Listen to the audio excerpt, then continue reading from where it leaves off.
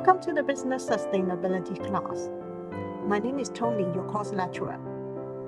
This is our first lecture.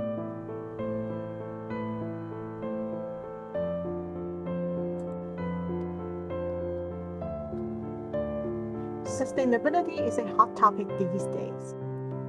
It seems that today everybody has embraced sustainability in some forms. Firms, governments, and citizens. Everyone is taking the sustainability bus.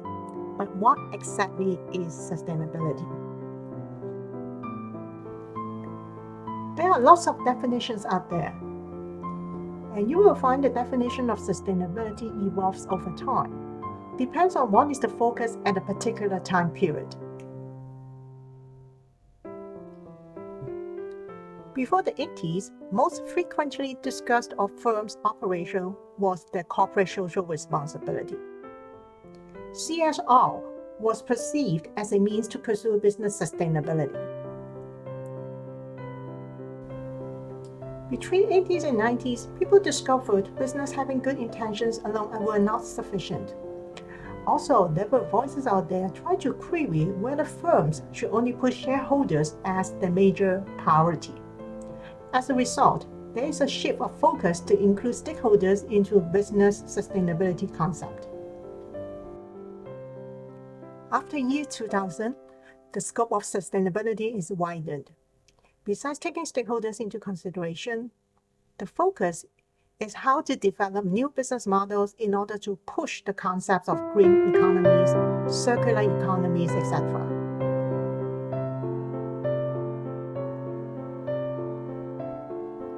We can start understanding the concept by searching the ultimate goal of sustainability. Sustainability means we can develop in any way that meets our present needs, but without compromising the ability of our future generations to meet their own needs. This definition combines environment with social and economic concerns. With the ultimate goal of sustainability in mind, the next step is to come up with some principles that support this goal. The U.S. Environmental Protection Agency has laid out three key themes of the principle of being sustainable. First is the interdependence between humans and the natural environment. This paragraph emphasizes that our survival and well-being are reliant on the natural environment. It highlights the interconnectedness between humans and nature, indicating that everything we need depends either directly or indirectly on the natural environment. The second principle is about long-run focus instead of short-run. Sustainability ensures that social, economic, and other needs of not only the present generation, but also the future generations can be fulfilled.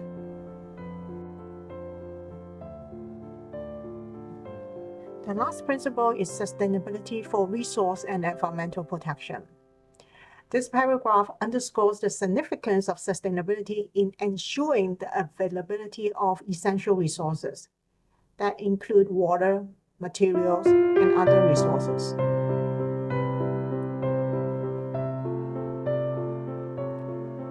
The push for sustainability because we have lots of problematic issues in the past. And these sustainability issues have roots from the Industrial Revolution occurred in Britain way back in the 17th century. At that time, machines were invented and they were run on steam. Later, most of these machines were mainly fueled by fossil fuel. Production no longer clustered along the coast after the invention of machines, where vast amount of fossil fuel was being extracted. And that fundamentally changed the cost structure of production. In the class, we went through a simple example showing how the use of machines changed the way business operates.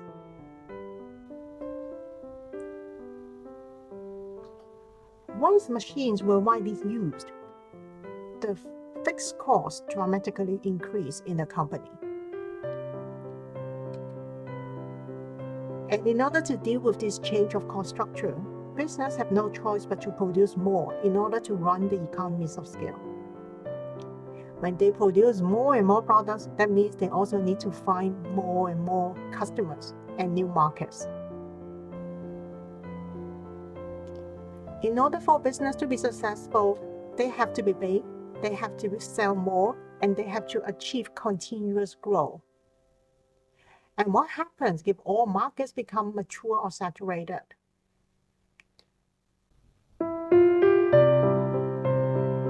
Companies may use more vigorous marketing programs to stimulate excess consumption, or use different policies that encourage customers to buy even they cannot afford.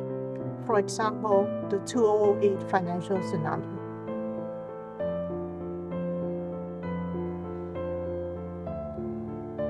Sustainable development is at first glance a simple concept, but despite its simplicity, there is no general agreement on how the concept should be implemented in practice.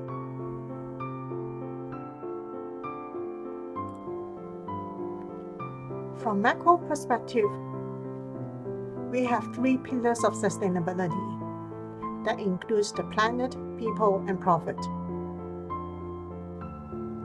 By definition, real sustainability can only be achieved when all three pillars are satisfied, where everyone should live in a viable, just, and habitable world.